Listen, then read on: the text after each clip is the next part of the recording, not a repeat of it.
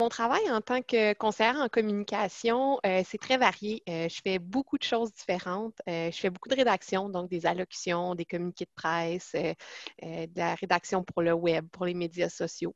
Je fais aussi, justement, parlant de médias sociaux, extrêmement de rédaction et de publication. Donc, on met à jour notre page web, notre page Facebook. On est aussi en train de regarder est-ce qu'on va partir une page Instagram. Donc, on fait beaucoup de gestion et de veille aussi. On regarde un petit peu ce qui se passe, s'il y a des choses à modérer ou des commentaires à répondre ou à effacer. C'est très rare qu'on efface, là, mais on fait de la veille à ce niveau-là aussi.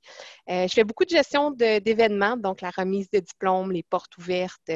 Donc, c'est deux de mes très gros événements, mais je participe aussi à la promotion de d'autres événements, donc accueil programme, accueil collège. Il y a plusieurs choses à ce niveau-là aussi. Donc, et je fais un rôle de service conseil. Donc, j'ai des programmes qui viennent me voir, qui veulent faire soit la promotion d'un programme, d'une activité, ils veulent promouvoir quelque chose. Donc, je m'assois avec eux, puis je leur offre un rôle conseil à savoir qu'est-ce qu'ils devraient faire comme promotion, quel outil on peut utiliser, de quelle façon on peut les rendre davantage visibles. Moi, j'ai un bac en communication politique et société de l'UQAM et un certificat en relations publiques de l'Université de Montréal. Quand j'étais au cégep, en fait, j'étais pas tout à fait certaine. Moi, j'ai fait un programme en arts, lettres et communication, mais en fait, dans ce temps-là, c'était arts et lettres, profil littérature. Donc, je ne savais pas.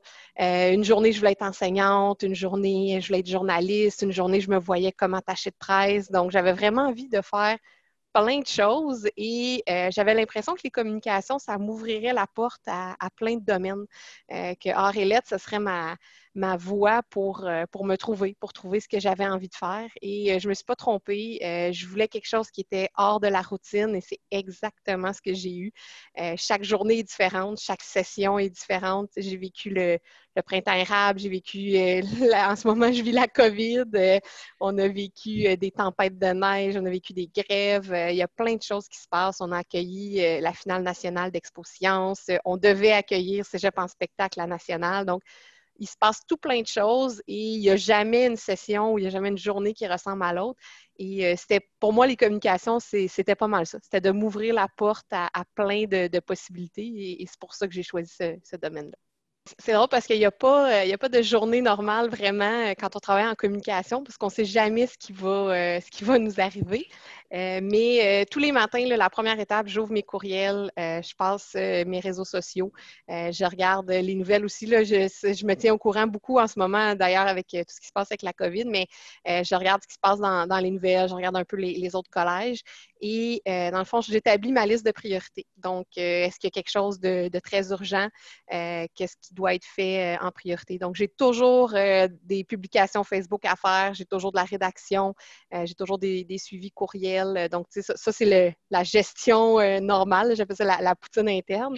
Et ensuite de ça, ben, je divise ma journée selon les projets. Je pense que les qualités nécessaires pour travailler en communication, ou dans mon cas précisément, être conseillère en communication, c'est savoir s'adapter, c'est faire preuve de souplesse et aussi d'être à l'écoute des gens autour de soi parce qu'on est beaucoup dans un rôle conseil, on est beaucoup au service des gens. Donc, c'est important d'écouter leurs besoins, puis ensuite de ça, de répondre dans le fond avec des solutions.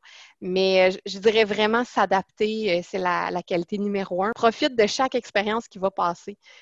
Tant au cégep qu'à l'université, tu vas avoir l'occasion de participer à des projets ou d'essayer des choses. Puis c'est là que tu vas réaliser que ça, t'aimes moins ça. Et c'est le temps de le faire. C'est le temps de l'essayer et de dire, ben finalement, je l'ai essayé.